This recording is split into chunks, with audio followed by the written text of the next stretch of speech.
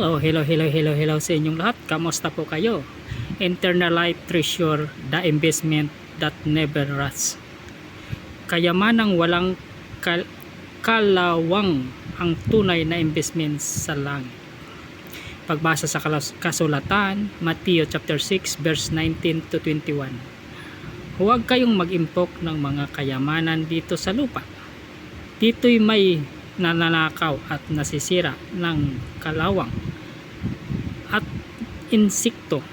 Sa halip mag-impok kayo ng kayamanan sa langit, doon hindi masisira at walang nakapapasok ng magnanakaw, sapagkat kung nasaan ang inyong kayamanan, naroon din ang inyong puso.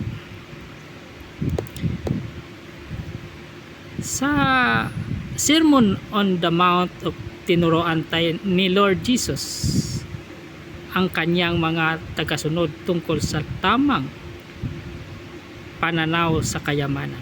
Hindi niya sinasabing masama ang kayamanan, kundi binigyan diin niya ang pagkakaiba ng kayamanang pansamantala sa lupa at ng kayamanang walang hanggan sa langit.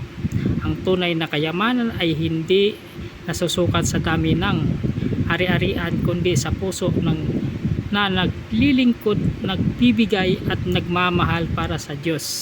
Salamat sa inyong panonood. God bless us all.